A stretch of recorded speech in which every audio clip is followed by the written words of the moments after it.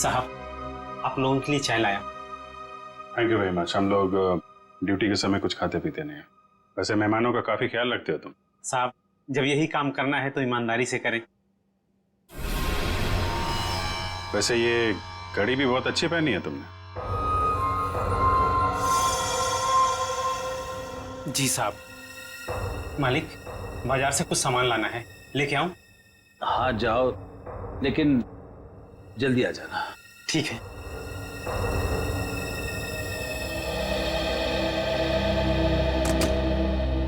मतलब कोई और आया गया नहीं जब आप ये बात कर रहे थे पैसों की? नहीं ऐसा तो, एक सेकंड, मुझे याद आ रहा है उस वक्त वहां रीना का भाई करण आया था। करण? आई सी।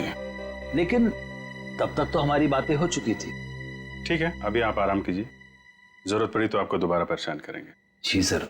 Thank you very much. अच्छा जी, बाय। ये जो नौकर है ज्ञानो, ये कुछ गड़बड़ लगता है, इस पर नजर रखनी पड़ेगी।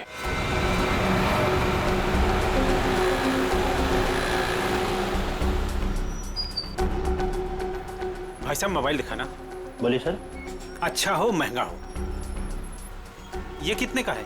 ये आ गया 45,000 का। अच्छा अच्छा, ठीक है ठीक है।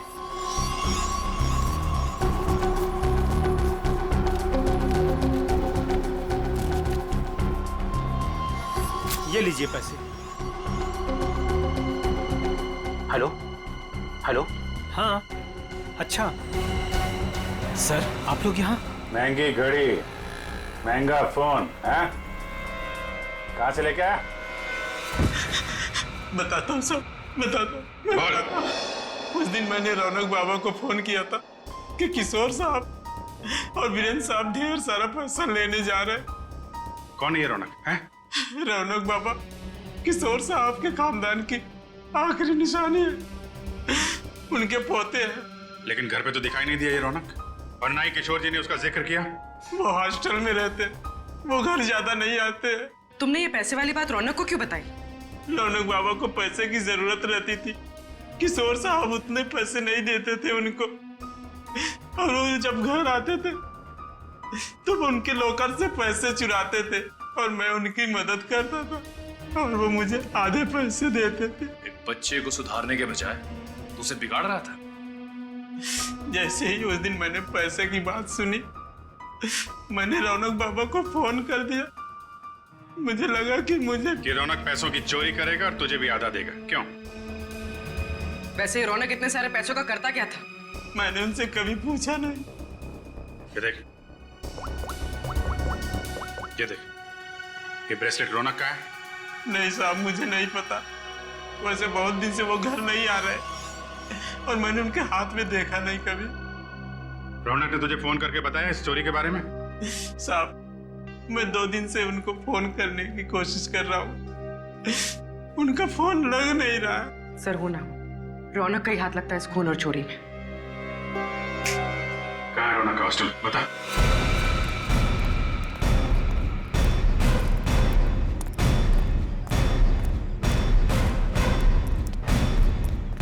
एक्सक्यूज मी, ये रौनक का रूम नंबर क्या है?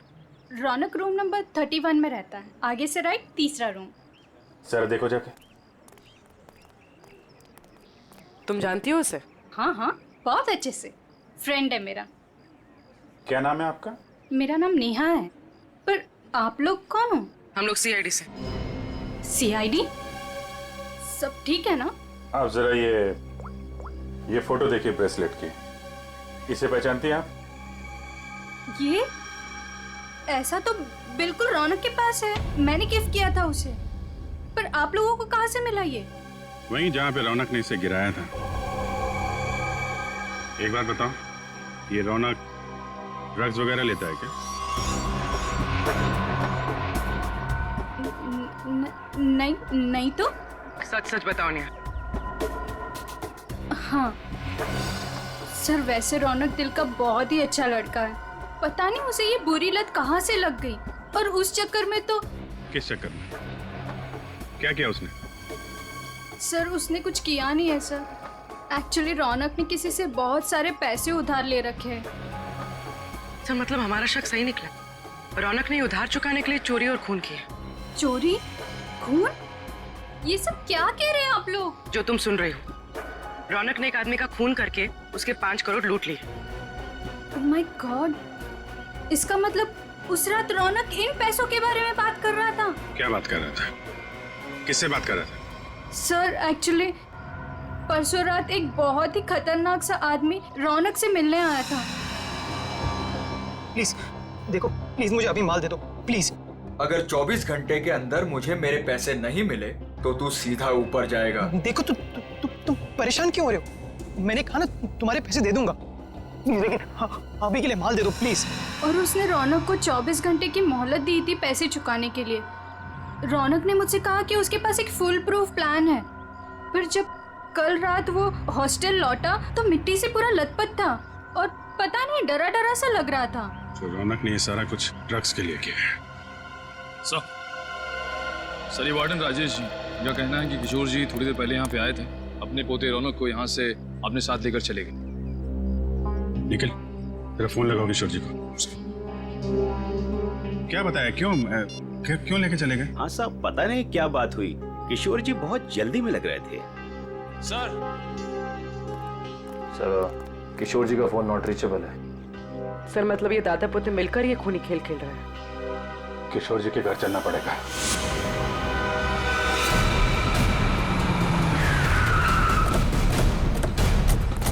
गाड़ी है किशोर जी की, दोनों अंदर ही होंगे। सर यहाँ से भी भागने की तैयारी कर रहे होंगे। दरवाजा खुला है, सावधान रहना।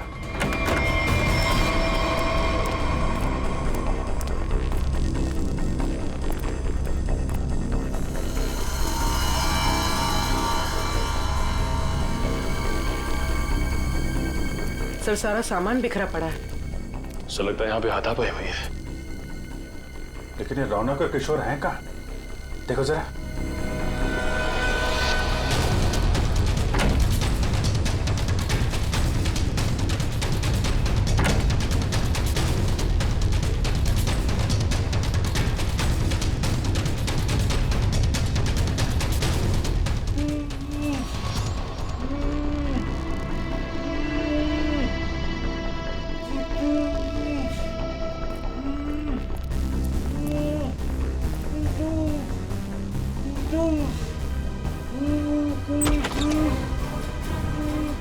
अरे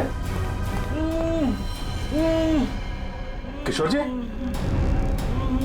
एक मिनट। आइए उठिए, इनको ले चलो। उठिए, उठा, उठिए उठिए।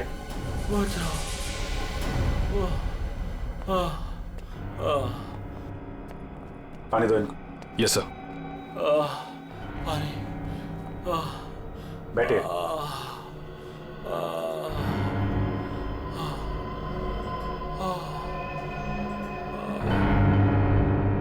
किसने किया ये सब? पता नहीं सर वो कौन लोग थे। उन्होंने मुझे मार मार कर बेहोश कर दिया और वहां बेसमेंट में फेंक दिया सर। आपका पोता रौनक कहाँ है, जिसने वीरेंद्र का खून किया है? सर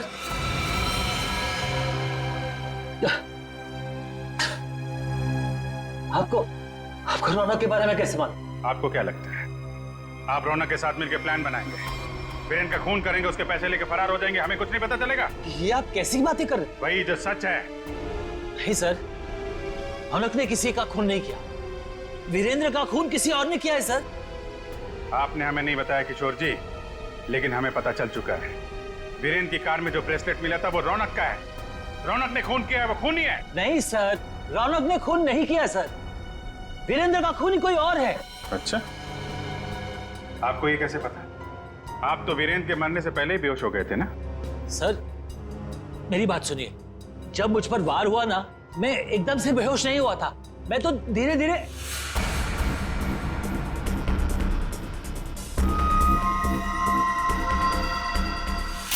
गन वीरेंद्र के पास गिर गई और रौनक को पैसे लेकर भाग गया।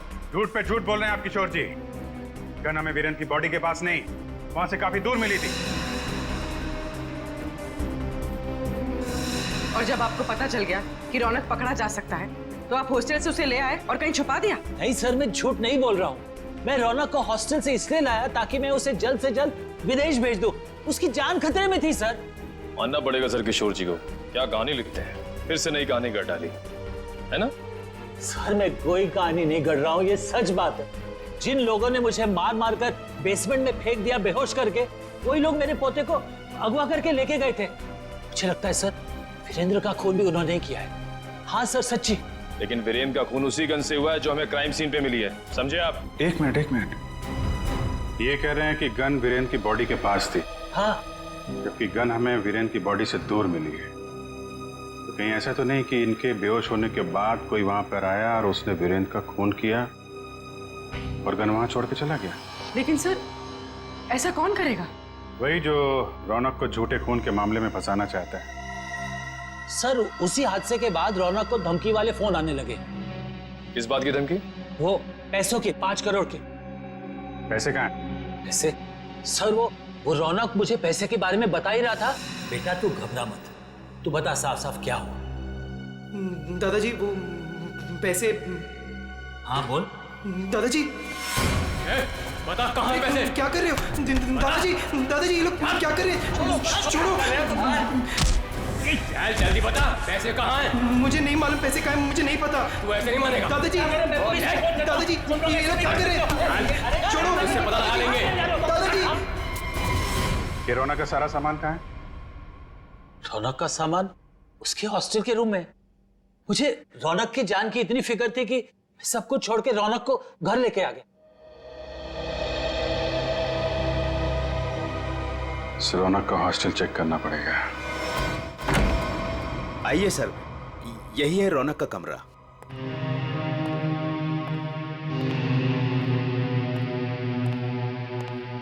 चेक करो पूरा कमरा। सर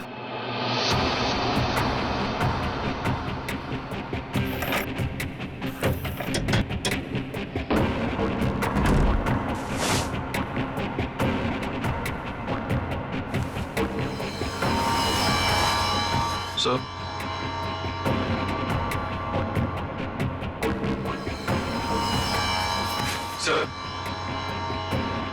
ये रौनक के कपड़ों पे, जूतों पे मिट्टी, इसके बारे में कुछ जानते हैं आप लोग? हाँ सर, कल उसने यही कपड़े पहने थे। मैंने उससे पूछा भी था, उसने बताया कि वो कहीं गिर गया था। बस के टिकट से जनक नगर? ये बस स्टॉप तो वहीं पे है, जंगल के पास, जहाँ पे वीरेंद्र का खून हुआ था। कहीं सारे पैसे उसने उस जंगल में तो नहीं छुपा दिया?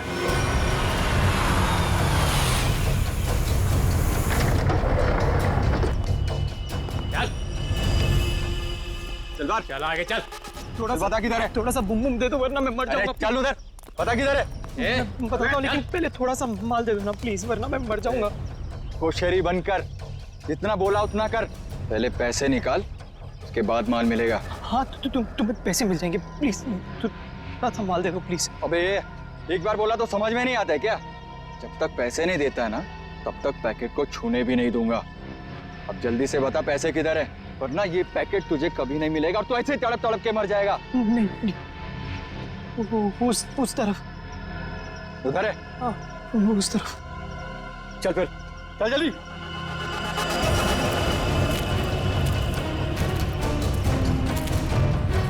कहीं हमें बेवकूफ तो नहीं बना रहा है तू? सीधा ये यहाँ से सीधा? थोड़ा माल। कहाँ से? एक मिनट। कब किधर है? मैं वो यहाँ से सीधा ही है, सीधा है। चल सीधा। तो थोड़ा दे दो ना प्लीज तो थोड़ा दे दो, वरना मर जाऊंगा मैं। और कहाँ जाना है? बता जल्दी। वो रहा निशान। बेवकूफ तो नहीं बना रहा हम लोग को? नहीं ये खड्डा है। चल ये खड्डा है, यहाँ पे मैंने बैग दफना है। प्लीज मुझे थोड़ा सा माल बंद कर। पहले बैग निकाल। थोड़ा सा माल दे दो ना, यहाँ तक तो ले। बेवकूफ समझ के रखा है क्या? पहले पैसे निकाल, बाद में माल मिलेगा। चल जल्दी कर। ठीक है ठीक है, चल निकाल। तो मैं जल्दी कर।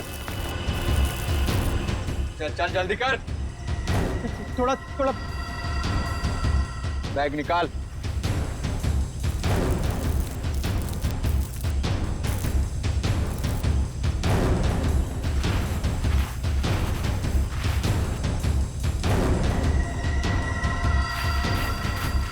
तू ऐसे नहीं मानेगा।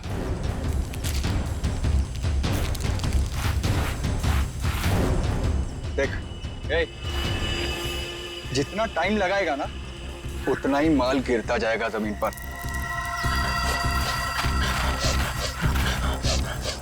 चल जल्दी कर।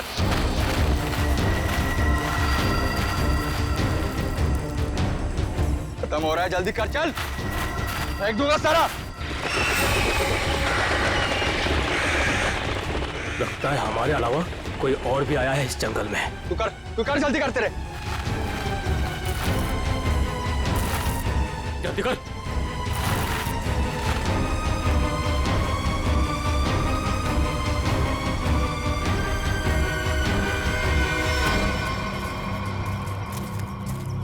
पूरा जंगल झाड़ मारते हैं।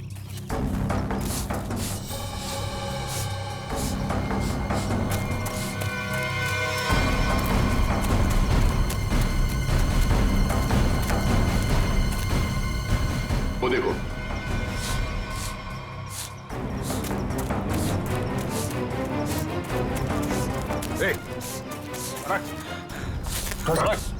रौनक, अरे रौनक, रौनक बेटा, क्या हाल बना रखा है? संभालो अपने आप को। रौनक, कौन है इन सबके पीछे? हैं? रौनक, रौनक, रौनक बेटा,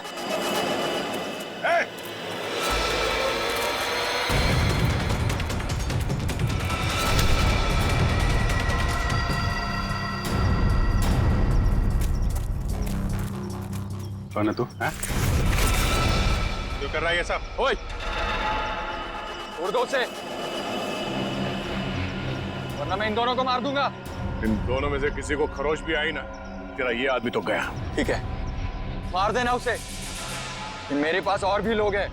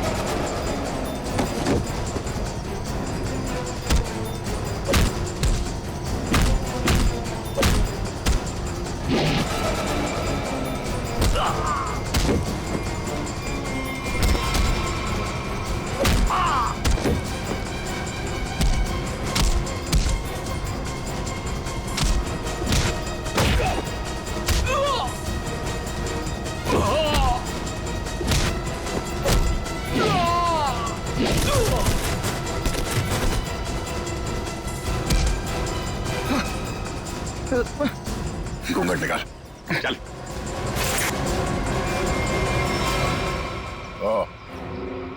वांटेड ड्रग माफिया रजनी का बेटा दिलावर।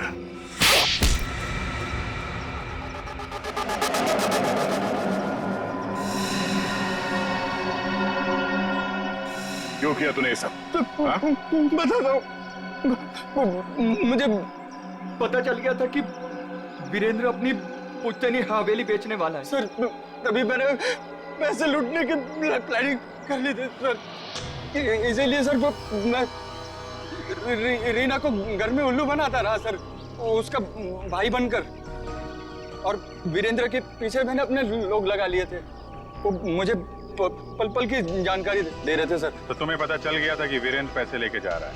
हाँ सर, वो प्रॉपर्टी खरीदने वाले के चचेरे भाई को मैंने खरीद लिया था सर। वो उसी ने मुझे ये खबर दी सर। और तुमसे पहले रौनक वहां पर पहुंच गया और वीरेंद्र से पैसे का बैग छीन कर भाग गया वहां से।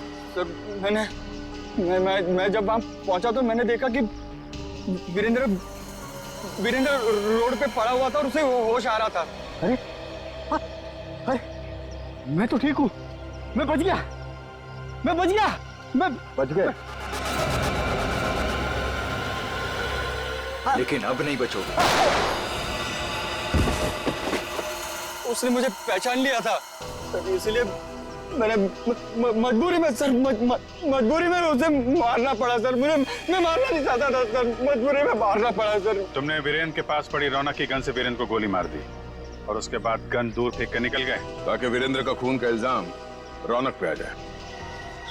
हाँ सर, वो मैंने बाद में सोचा कि मैं रौनक को डरा धमका के उससे पैसे छीन लूंगा सर, पर मुझे नहीं पता था ये सब हो जाएगा सर।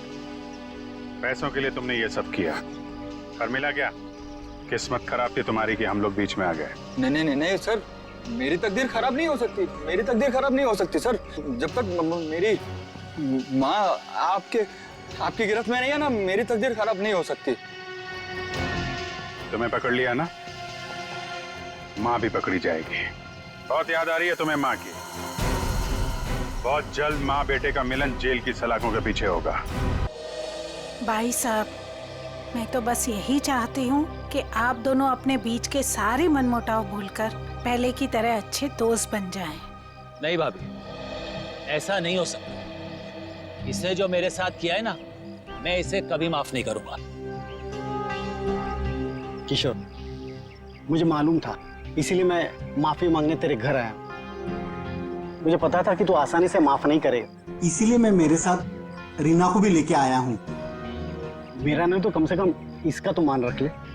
हाँ भाई साहब, 5 साल हो गए आप दोनों के बीच की इस दूरी को। अरे जो दोस्त एक दूसरे को देखे बिना रह नहीं सकते थे, आज वो एक दूसरे को देखना तक पसंद नहीं करते। प्लीज भाई साहब मान जाइए ना। अरे भाभी, ये वीरेंद्र ने जो मेरे साथ किया है ना, मैं इसे। भाई साहब, भाभी मानते हैं ना आप मुझे, तो प्लीज मेरी बात मान लीजिए। कल ये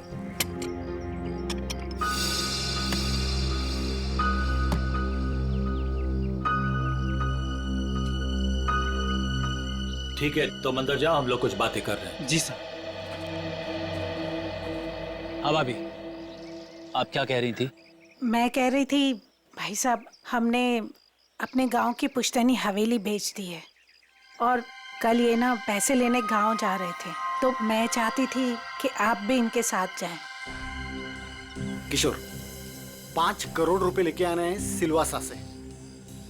अगर तुम साथ में रहोगे तो हिम्मत रहेगी। क्यों भाई, रीना भाभी तुम्हारे साथ नहीं जा रही है?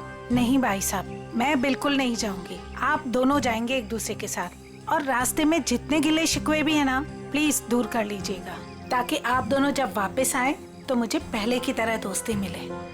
ठीक है भाभी, आप कह रही है ना, तो मैं मान रहा हूँ, वरना इसे तो मैं जिंदगी भर माफ नहीं करने वाला था। मैं मानता हूँ कि मैंने कुछ गलती की थी, लेकिन तू इतना कठोर निकलेगा ये मैंने सपने में भी नहीं सोचा था। अरे छोड़ यार, चल चाय पी। भाभी चाय पीजिए। नमस्ते दीदी। नमस्ते जीजा जी। नमस्ते। खुश रहो। भाई साहब, ये करण है, मेरा मुंह बोला भाई है। तो मुंह बोला, लेकिन सगे से भी बढ़कर है। टाइम के बहुत पंक्चुअल हो यार, टाइम पे आ गया। वो भी अपना सारा जरूरी काम छोड़कर सिर्फ दीदी को शॉपिंग कराने के लिए। अच्छा बाय द वे करण, ये मेरा जिगरी दोस्त किशोर। नमस्ते सर। नमस्ते बेटा, बैठो। Thank you uncle. ओ, थोड़ा जरूरी फोन है, आप लोग बात कीजिए, मैं अभी आता हूँ। या हेलो। कल ये करण भी जाएगा हमारे साथ? नहीं नहीं, उसे इस बारे में कुछ नहीं पता। अच्छा किशोर, मुझे तुमसे ज्यादा किसी पे भरोसा नहीं है।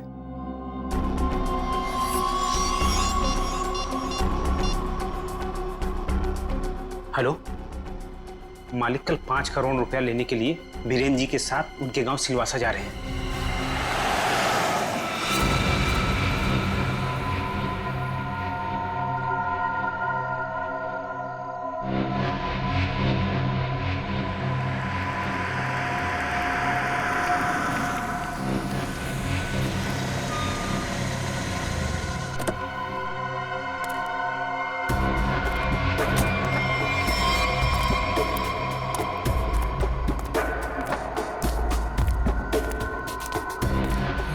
अच्छा अच्छा वो तुम आगे माल माल माल लाए हो? पहले मेरे पुराने पैसे दे दे, उसके बाद ही तुझे माल मिलेगा। बाद में नहीं, प्लीज देखो, प्लीज मुझे अभी माल दे दो। अगर पैसे वापस नहीं दिए ना तो मैं तुझे छोड़ूंगा नहीं। देखो तुम परेशान क्यों हो रहे हो? मैंने कहा ना तुम्हारे पैसे दे दूंगा, लेकिन अभी के लिए माल दे दो प्लीज। ओए, परेशान मैं नहीं, तेरे घर वाले होंगे। अगर मुझे 24 घंटे के अंदर पूरे के पूरे पैसे नहीं मिले, मैंने कहा ना 24 घंटे के अंदर तुम्हें पैसे दे दूंगा, लेकिन प्लीज इस वक्त मुझे बहुत जरूरत है बूम बूम की, प्लीज प्लीज माल दे दो। पैसे 24 घंटे के बाद तो माल भी 24 घंटे के बाद। देखो प्लीज ऐसा मत करो, प्लीज प्लीज मुझे माल दे दो प्लीज, मैं पैसे दे दूंगा, मैंने कहा ना मैं दे दूंगा। सुनो प्लीज माल दे दो, मैंने कहा ना मैं तुम्हारे पैसे दे दूंगा, मैं वादा करता हूँ मैं दे दूंगा पैसे, प्लीज माल दे दो वरना मैं मर जाऊंगा। प्लीज सुनो, देखो जाओ मत प्लीज माल दे दो, अभी के लिए दे दो, मैं पैसे दे दूंगा, प्लीज माल दे दो वरना मैं मर जाऊंगा, प्लीज माल दे दो। रौनक,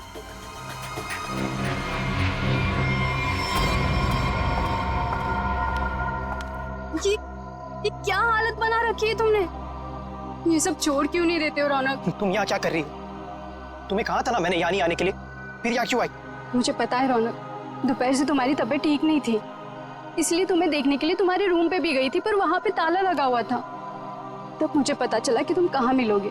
सुना ना, थोड़ा कर्जा हो गया मुझ पर। थोड़ा नहीं रौनक, मुझे पता है कि तुमने काफी पैसे उधार ले रखे। रौनक, अगर तुमने उनके पैसे नहीं लौटाया ना तो देखो घबराओ मत, कुछ नहीं होगा मुझे नेहा। तुम्हें पता है ना कितने खतरनाक लोग हैं वो। अगर तुमने उनके पैसे वक्त पे नहीं लौटाए ना रौनक, पता नहीं वो लोग क्या कर देंगे। मैंने कहा ना मुझे कुछ नहीं होगा। इस बार एक बड़ा प्लान है मेरे पास, एक फुल प्रूफ प्लान, जिससे उन्हें उनके पैसे भी मिल जाएंगे और मेरा यह हाथ कांपना भी बंद हो जाएगा। मुझे कुछ नहीं पता रौनक, मुझे तुम्हारी बहुत फिक्र हो रही है। देखो तुम घबराओ मत, मुझे कुछ नहीं होगा, बस मुझे कहीं से भी माल लाके दे दो, मुझे बम लाके दे दो, वरना मैं मर जाऊंगा। मैं सच में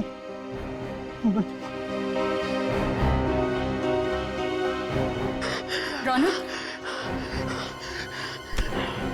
रौनक, रौनक तुम ठीक हो ना?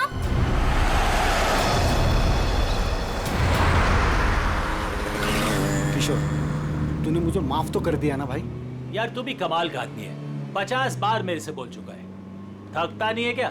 क्या है किशोर कि जब तू नाराज हो गया था ना और मिलना जुलना छोड़ दिया था ना, तब मुझे एहसास हुआ कि दोस्ती की क्या कीमत होती है। और किशोर, अब ये दोस्ती मैं खोना नहीं चाहता हूँ। एक बात बताऊं, एक रास्ता है ये दोस्ती को और मजबूत बनाने का। कौन सा? ये जो 5 करोड़ रुपए है ना,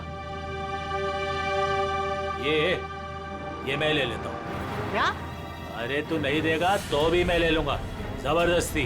किशोर, ये पैसे देकर तेरी नीयत बदल गई? अरे ये कौन पड़ा है रास्ते में? लगता है कोई घायल पड़ा हुआ है। अरे हाँ यार, मैं रोकता हूँ। देखो एक काम करो, ये पैसे संभालो, मैं देखता हूँ उसको। जी। लगता है कोई गाड़ी मारकर चली गई उसको। अरे क्या हुआ? सुनो, क्या हुआ? अरे भाई साहब, होश में आओ।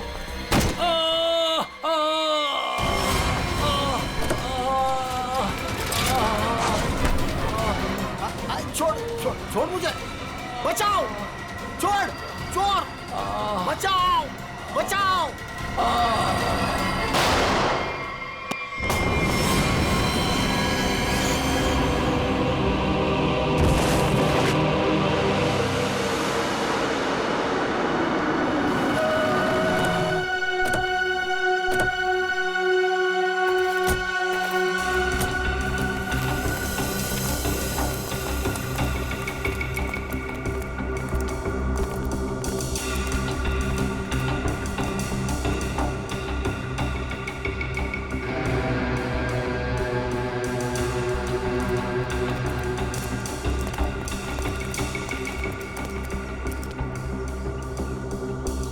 सड़क है, देख जरा जिंदा है क्या? सर, इसका नाम किशोर है सर। गहरी चोट लगी, इसमें बेहोश हो गई, तुरंत हॉस्पिटल भिजवाना पड़ेगा। फ्रेडी, मैं एम्बुलेंस को फोन करता हूँ सर। हाँ जल्दी।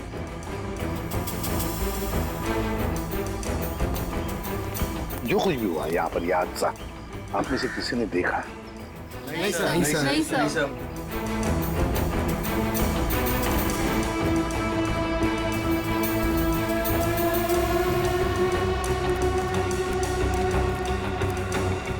बॉस, पॉइंट ब्लैंक रेंज से गोली मारी गई है।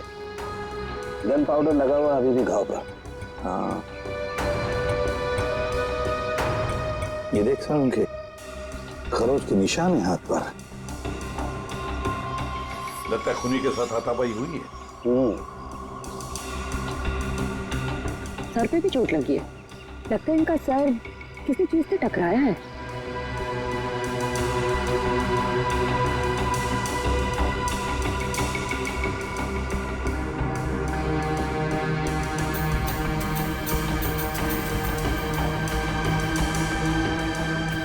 शायद यहाँ पे टकराया है इसका सिर।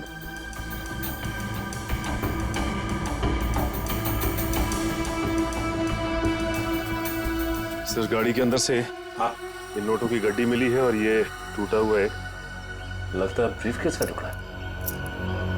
सचिन, ब्रीफकेस का ही टुकड़ा है। ब्रीफकेस का टुकड़ा, और ये सब गाड़ी के अंदर मिला तो जरूर गाड़ी के अंदर ब्रीफकेस होनी चाहिए सचिन। हो सकता है उस ब्रीफकेस के अंदर पैसे भी हो, और शायद उसी लिए ये सब हुआ होगा। देखते हैं, पता चल जाएगा। वो क्या है? मैंने किशोर जी को अस्पताल भिजवा दिया है। ठीक है।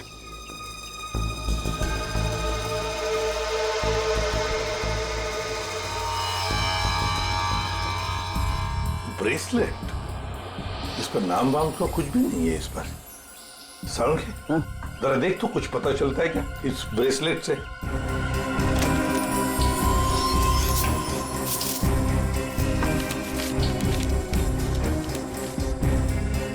सर, हाँ, ये गाड़ी किसी वीरेंद्र नाम के आदमी की है।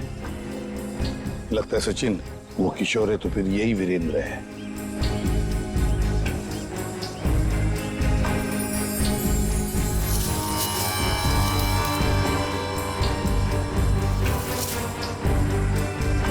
गन सर, आप रेडी? ये गन मिली है। गन देखे जरा।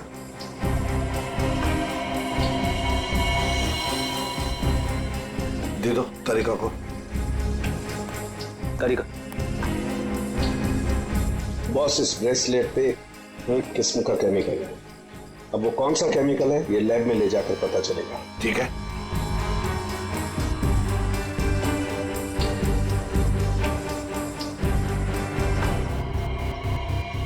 सर, इस गन पे खून लगा हुआ है, लगता है इसी गन के बट से किशोर जी पर वार किया गया था।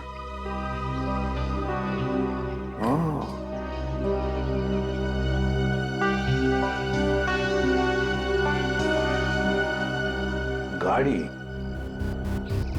दो लोग, किशोर और वीरेंद्र। वीरेंद्र की लाश। क्या हुआ होगा यहाँ पर, देखते हैं।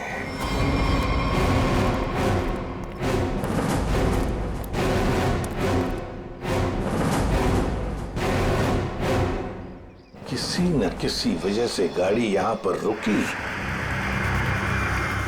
किशोर गाड़ी में से बाहर निकला, उसकी पीठ इस तरफ थी, बस उसी में किसी ने आकर उसे यहां सिर पर वार किया और किशोर यहां पर गिर गया। हो सकता है ब्रीफकेस में पैसे थे। वीरेंद्र शायद पैसे की बैग लेकर अपने आप को बचाने की कोशिश में भाग रहा था। खूनी ने उसे देख लिया और दबोच लिया। दोनों में हाथापाई हो गई। वीरेंद्र को पॉइंट ब्लैंक रेंज पर गोली मार दी। ये जो कुछ भी है पैसों की वजह से ही हुआ है, पर किसने?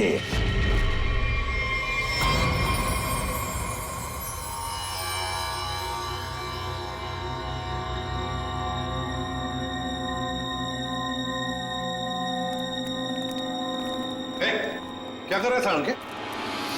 क्या हुआ? जो तुम समझ रहे हो नहीं कर रहा हूं बॉस। ये खाली ग्लूकोज पाउडर है। Glucose powder? अच्छा, फिर? और ये देखो, इस ब्रेसलेट पर ये जो निशान है ना, हाँ, ये स्क्रैचेस नहीं है। तो फिर क्या है? एक खास किस्म के निशान है बॉस।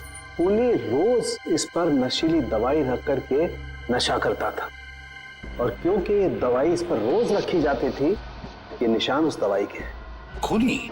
हाँ, खूनी। क्योंकि वीरेंद्र और किशोर को नशे की आदत नहीं है। पर कैसा ड्रग है ये सालों के? ये कुछ अलग तरीके की ड्रग है बॉस। इसमें जो पेन किलर्स हैं, जो बुखार की दवाइयां, उनके केमिकल्स मिले हुए हैं। लेकिन इसमें एक फर्क है। कैसा फर्क? फर्क ये है बॉस कि जो दवाइयां एक्सपायर हो चुकी हैं, जिन्हें नष्ट करने के लिए अस्पताल में अलग रख दिया जाता है, ये नशीली दवाई उन्हें रीजेनरेट करके बनाई गई है। सचिन, इस राका कबरी को काम पे लगा, उसे कहो पता लगा है क्या ये ड्रग। बूम बूम साहब। Boom boom? बहुत ही सस्ता और अच्छा माल है। लंबे टाइम तक नशा रहता है साहब उसका। जो एक बार लेकर जाता है तो बार बार इसी को मांगता है। और ऐसे ड्रग्स का इस्तेमाल किस तरह के लोग करते हैं? टेंशन तो दुनिया में सभी को है, तो हर तरह के लोग इसे इस्तेमाल करते हैं। लेकिन साहब, सस्ता होने की वजह से एक कॉलेज के लड़के लोग इसको बहुत ज्यादा इस्तेमाल करते हैं। ये ब्रेसलेट देख, अच्छी तरह से देख। देखा है इसे कभी किसी के हाथ पर? कोई आया था तुम्हारे पास ड्रग खरीदने के लिए और कुछ काम के लिए? नहीं साहब, अबुल इसको नहीं पहचानता, अबुल ने नहीं देखा। लेकिन साहब, मैं आपके पैर पकड़ता है, छोड़ दीजिए। अभी से सारा धंधा बंद कर दे अबुल, प्लीज साहब। तुम जैसे सब लोग यही कहते हैं। तुम लोगों को कहां बिठाना है ना, सब पता है हमें। नहीं साहब प्लीज मैं आपको आपके पैर पकड़ता है साहब। चुप! पैर पकड़ता है? सचिन, एक बात पक्की है, ये जो कुछ भी हुआ है पैसों के लिए ही हुआ है। और जिसने भी किया है ना, वो वीरेंद्र के करीब का है, वीरेंद्र के करीब का। जो कुछ भी हुआ उसका बहुत दुख है हमें। जिसने भी ये किया है ना, उसे हम जल्द से जल्द पकड़ने की कोशिश कर रहे हैं। वैसे आ कहां से रहे थे किशोर और वीरेंद्र? सर, दोनों हमारे गांव गए थे, सिलवासा। पुश्तैनी हवेली बेची थी हमने, उसी के पैसे लेने गए थे। पुश्तैनी हवेली बेचने के लिए? कितने पैसे? 5 करोड़ रुपए। 5 करोड़ रुपए?